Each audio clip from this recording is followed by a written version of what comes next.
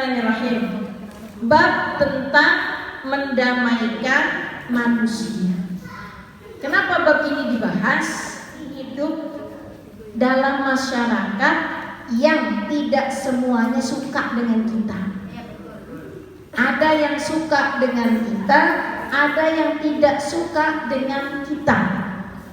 Yang suka, ya alhamdulillah, kan begitu. Yang tidak suka, gak usah dipusingin, gak usah dipikirkan. Tapi ada kalanya sifat manusia itu tidak bisa menahan dari amarah. Ada kalanya kita ini justru timbul rasa marah ketika terjadi sesuatu yang tidak mengenakan dalam hidup kita, sehingga amarah tersebut menjadi sebuah percekcokan antara manusia, antara ayah dengan anak. Ada ya Bu ya, yang suka berantem kan? Ada anak yang membangkang orang tuanya, kan begitu? Ada sesama saudara ribut, entah karena merasa pilih kasih, kan begitu ya, entah karena merasa lebih disayang, lebih unggul, lebih dan lain sebagainya. Suka ada saja Bu ya, antara anak dengan anak, anak dengan menantu, kan begitu ya, atau antara tetangga. Nah, ini yang lebih sering begitu, atau antara tetangga. Maka bab ini penting untuk kita kaji supaya menjadi tolak ukur bagaimana kita harus bersikap ketika menjumpai anak kita, saudara kita, atau tetangga kita, atau bahkan mungkin teman ngaji. Mungkin teman ngaji, orangnya mah suka ngaji tapi ribut aja kerjaan, ya kan? Ya makanya bab ini penting dibahas untuk mendamaikan islah, untuk mendamaikan ya sesama manusia. Kenapa? Karena memang manusia itu ada dua dimensi, Bu. Ada fujuroha wa taqwaha, ada buruknya. Memang manusia itu ada buruknya. Makanya Bu, kenapa nanti ketika kita wafat, dibangkitkan, dihisab, kita akan dipertemukan kembali oleh suami kita, kalau kita frekuensinya sama dengan suami, dan kita itu akan menjadi pemimpin para bidadari. Bidadari itu kadarnya sudah cantik, Bu. Ibu suka dengar kan? Kalau nanti meninggal yang laki-laki dikasih bidadari, suka dengar itu? Ya kan? Cantik, kan begitu ya? Mempesona, pokoknya malah nggak bisa dibayangkan. Tapi Bu, cantiknya bidadari itu terkalahkan dengan cantiknya kita semua. Kenapa begitu? Karena kita punya nafsu, karena kita pernah mengalami segala macam ujian dan rintangan yang ada di dunia. Kalau bidadari memang kadarnya diciptakan sama Allah, tinggal di surga, cantik, kan begitu. Tapi kita diciptakan oleh Allah hidup di dunia, bertarung antara nafsu, bertarung antara fujur dengan takwa, kan begitu. Bertarung antara dimensi malakuti, kalau bahasa saya gitu, antara dimensi malakuti, dimensi kebaikan, dengan dimensi hayawani, dengan dimensi keburukan. Pertarungan itulah yang mengakibatkan kita justru semakin cantik, semakin terlihat anggun, lebih cantik daripada bidadari di dalam surga. Makanya nanti Ibu, kita ini ketika meninggal, ketika kita sabar menghadapi ujian, cobaan yang menerpa kita di dunia, itu kita justru nanti akan menjadi pemimpin para bidadari di surga, yang menemani suami kita nanti, ya. Karena ada dimensi itu posisinya. Maka memberikan islah atau menjadi penengah atau mendamaikan manusia yang ribut, yang cekcok, yang salah paham, itu menjadi sangat penting. Karena kita maklumi bersama, manusia itu punya nafsu. Karena manusia itu punya nafsu. Kalau nggak punya nafsu ya jadinya malaikat. Makanya kenapa manusia itu disebut sebagai makhluk yang paling mulia. Kan begitu.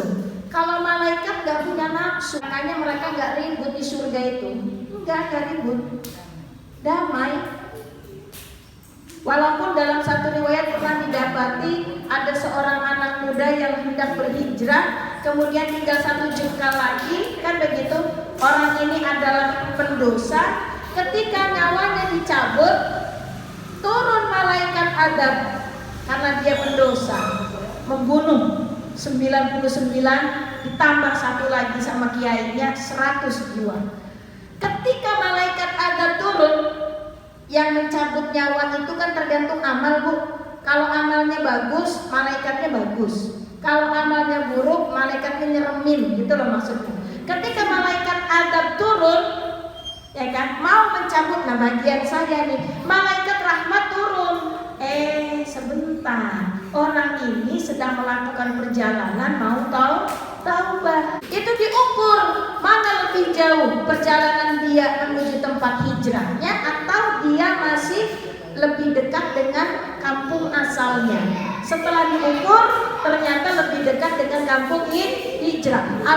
Alhasil malaikat adab ini pergi. Yang mencabut adalah malaikat rahmat. Malaikat nggak suka ribut.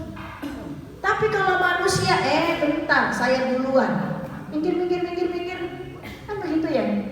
Kalau ketemu lagi megang-megang baju, tiba-tiba diserobot, marah itu. Ya kan? Marah itu posisinya. Tiba-tiba udah megang-megang daging, bagus begitu kan. Dipegang sama ibu yang lain kan. Coba yang ini marah kan? Kenapa? Karena manusia itu punya nafsu. Senggol sedikit aja marah.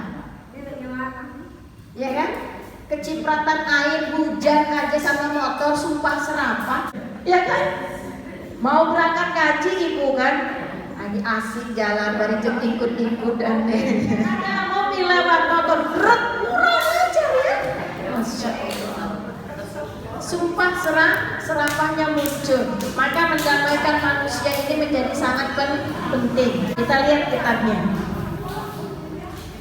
Bismillahirrahmanirrahim. Dalam Quran surat An-Nisa ayat 114 Allah Subhanahu wa taala berfirman, A'udzubillahi minasyaitonirrajim. La khaira fi katsirin min najwahum illa man amara bi shadaqatin aw ma'rufin aw islahim bainan nas. Tidak ada kebaikan dari banyak pembicaraan rahasia mereka atau manusia kecuali pembicaraan rahasia dari orang yang menyuruh orang lain untuk bersedekah atau berbuat kebaikan atau mengadakan perdamaian di antara manusia. Bu, ayat ini sedang menjelaskan kepada kita bahwa setiap ucapan anak Adam itu semuanya menjadi dosa. Apa yang kita ucapkan semuanya menjadi dosa kecuali 3 hal. Kecuali 3 hal. Di ayat ini sedang menerangkan itu. Apa 3 hal itu? Yang pertama, berbisik untuk bersedekah. Berbisik ibu kepada temannya, di sana tuh lagi bangun masjid, sedekah yuk. Ya kan? Berbisik kepada temannya. Bisikan-bisikan untuk menyerukan kebaikan itu tidak menjadi dosa. Maka ayat ini juga saya teringat satu hadis baginda Rasul, maka nayuk minum billahi wal yaumil akhir falyakul khairan aw liyasmut. Kalau kita beriman kepada Allah, kita beriman kepada hari akhir, falyakul khairan. Kalau mau ngomong yang bagus-bagus aja deh. Kalau kagak ada yang bagus-bagus buat diomongin, diam. Kenapa? Karena wa tidaklah satu ucapan. Saya lagi ngomong nih, udah berapa kata tadi ngomong? Banyak kan? Dari semenjak salam sampai saat ini, banyak yang saya ucapkan itu tidak luput dari catatan raqib dan atid. Wa ma min qaulin illa ladaihi raqibun atid. Tidaklah satu ucapan yang terlontar, yang keluar dari mulut seseorang kecuali malaikat mencatat. Maka di sini la khairu fi katsirin min najwa, tidak ada bisik-bisik manusia yang lebih baik. Omongan semua manusia menjadi dosa kecuali dalam 3 perkara. Pertama, ketika menyerukan untuk bersedekah. Sedekah ini maksudnya bisa untuk menyerukan kepada kebaikan yang lain, ya. Yang kedua adalah man amara bi shadaqatin aw ma'rufin, atau menyuruh kepada seseorang untuk berbuat baik. Insyaallah. Jadi kalau kita menyuruh kepada berbuat baik itu adalah sedekah, sama posisinya. Yang ketiga apa? Yang ketiga adalah islahim bainan nas, mengislah, melakukan perbaikan, mendamaikan seseorang yang sedang bertengkar, berselisih, au islah. Jadi ada 3 perkara yang menjadikan omongan kita itu adalah menjadi sangat baik, menjadi sangat berbobot di mata Allah. Pertama, ketika kita menyerukan seseorang untuk bersedekah. Yang kedua, ketika kita menyerukan untuk berbuat baik kepada orang lain. Yang ketiga, ketika kita melakukan islah, perbaikan, perdamaian di antara orang yang sedang bertengkar. Itu surat An-Nisa. Dalam surat An-Nisa yang lain di ayat 128 Allah berfirman, wassulhu khair, dan perdamaian itu lebih baik. Siapa prioritas yang harus kita damaikan ketika terjadi perselisihan? Prioritas pertama itu antara anak dengan orang tua. Ketika kita mau islah, mau melakukan perbaikan, kadang kita ini merasa, saya ini orang tua kamu loh, gitu kan? Kok kamu kayak gitu sih sama saya? Dinasehatin si anak malah ngeyel. Ada yang kayak begitu ya. Maka ketika kita mau islah atau melakukan perdamaian dengan anak kita, yang mana anak kita ini kadang-kala melawan sama kita, ngelawan sama kita, maka yang harus diperhatikan 2 hal. Yang pertama, jauhkan diri kita dari nafsu. Maksudnya apa? Saya ini orang tua kamu loh, kamu tuh harus hormat sama saya, bla bla bla bla bla bla bla. Kan suka begitu. Nafsu amarahnya kan lebih dominan karena merasa orang tua posisinya. Iya, betul. Tetapi si anak mengatakan, loh, ngurusin saya itu kewajiban mama, mendidik saya itu kewajiban mama. Ketika dua-duanya saling keras seperti itu, tidak akan pernah terjadi perdamaian.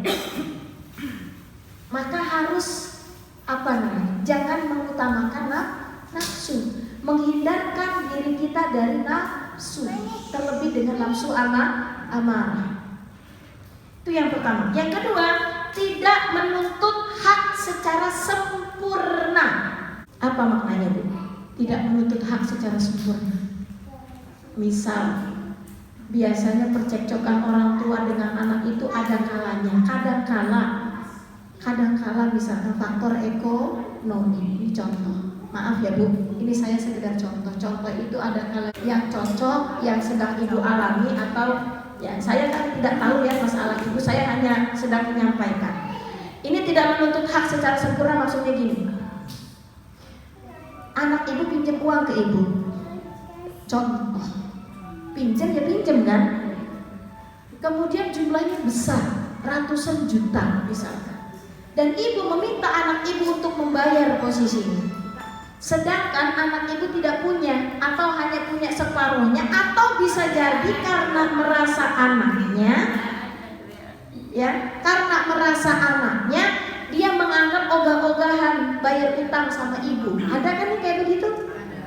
Maka sebagai orang tua, ini saya lagi menasehati diri saya dan menasehati ibu juga. Jangan menuntut hak secara sempurna kepada anak-anak itu atau kepada orang, karena kan prioritas utama ini yang lagi saya contohkan dalam kitab Riyadhus Shalihin itu, yang lebih prioritas untuk islah itu keluarga dulu, antara orang tua dengan anak. Ya kamu bayar dong, hutangnya hutangmu 200 juta, sini 200 juta. Si anak bilang nggak punya mah, punyanya 100 juta. Nah itu kemarin kamu habis beli mobil, ribut nih antara anak sama orang tua. Kira-kira akan jadi islah nggak bu? Akan terjadi perdamaian nggak bu? Sebagai orang tua harus paham, sebagai anak, nah ini juga penting, sebagai anak juga harus taat dan hormat sama orang tua. Hutang adalah hutang kepada siapapun, mau sama orang tua, mau sama tetangga, mau sama kakak, mau sama nenek. Kalau akadnya hutang ya hutang. Tapi ketika terjadi keributan antara orang tua dengan anak yang disebabkan faktor ekonomi, itu loh maksudnya, yang disebabkan oleh faktor ekonomi, kalau mau melakukan islah wasulhu khair, perbaikan antara hubungan anak dengan orang tua, jangan menuntut hak secara sempurna. Ya sudah, kalau punyanya 100 juta sini, nanti kalau kamu punya rezeki tolong bayar lagi ya, karena anaknya bukan cuma kamu, ada juga anak mamah yang lain. Terangkan menggunakan logika, bukan menggunakan hawa nafsu. Paham maksud saya bu? Jadi wasulhu khair itu perdamaian antara orang tua dengan anak, antara suami dengan istri, dengan adik, apapun masalahnya. Jadi kalau ibu ada di tengah-tengah keluarga mendapati anak ibu kagak akur, kagak cocok antara kakak sama adik, ini kakaknya, ini adiknya, tapi dia kagak cocok, kagak akur, entah karena faktor apa misalkan kan, saya kan tidak tahu ya bu ya, banyak faktor ya bu ya. Maka itu adalah prioritas ibu untuk memberikan atau wasulhu itu, mendamaikan di antara anak-anaknya ibu. Karena saya yakin babu, walaupun bibitnya sama, pohonnya sama, tapi buah itu ada yang matang, ada yang bantut, ada yang busuk ya kan bu ya. Walaupun buahnya apa pohonnya sama, maka di situ peran kita sebagai orang tua as-sulhu, mendamaikan di antara anak. Anak itu ya bukan hanya anak kandung, termasuk di dalamnya menantu, ya, menantu. Kadangkala maaf, ada misalkan menantu itu yang suka ngatur-ngatur ke mertuanya, kan ada ya, ngatur-ngatur aja ke mertuanya dan lain sebagainya kan. Kadang kita kagak cocok, ya kan. Tinggal itu jangan dikedepankan emosi, jangan. Tapi yang dikedepankan itu adalah as-sulhu tadi posisinya. Ini contoh ya bu, maaf saya lagi kasih contoh saja. Karena yang namanya rumah tangga itu ya ada bapak, ada ibu, kan begitu, ada orang tua dari suami, ada orang tua ibu dari suami, ada anak, ada menantu, kan begitu. Nah, itu harus melakukan islah. Islah yang paling dominan itu adalah pada keluarga. Ya, ada pada keluarga posisinya. Kemudian setelah orang tua dengan anak, anak dengan anak, siapa lagi bu prioritasnya? Tetangga. Ibu kalau mendapati tetangga ibu ribut cekcok antara tetangga ribut posisinya, maka kita harus mengadakan perdamaian di antara tetangga itu, ya. Kemudian ayat yang selanjutnya bu, turun lagi ke bawah, surat Al-Anfal ayat 1. A'udzubillahi minasyaitonirrajim. fattaqullaha wa aslihu dzata bainikum. Maka bertakwalah kepada Allah dan perbaikilah hubungan di antara sesamamu. Insyaallah. Perintah takwa bergandeng dengan perintah untuk mendamaikan. Fa aslihu. Kenapa, Bu? Karena zalim itu ada 3.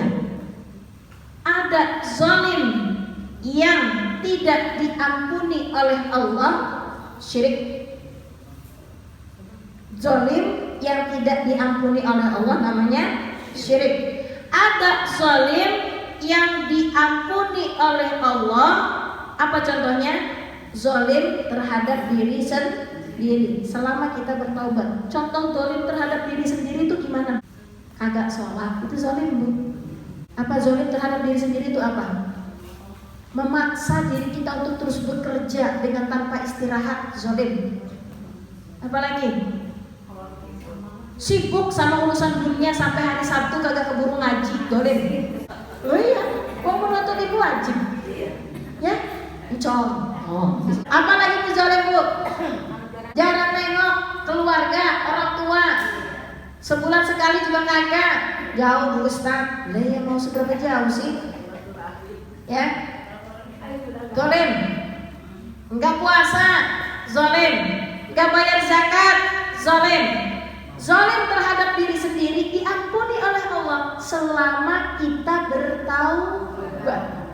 Ada zalim yang kedua, itu adalah zalim yang diampuni oleh Allah selama kita bertaubat. Ngomongin orang tuh zalim loh, Bu. Zalim ini. Sama siapa? Sama orang lain masalahnya, bukan sama diri sendiri. Nah, itu adalah zalim yang tidak diampuni oleh Allah. Ngomongin orang itu zalim, tapi bukan hanya pada diri sendiri, tapi zalim sama orang lain. Ya, itu kategori zalim yang ketiga. Apa kategori zalim yang ketiga? Zalim yang tidak dibiarkan oleh Allah selama orang yang dizalimi itu belum memaafkan. Makanya di sini, fattaqullah, bertakwalah kamu kepada Allah.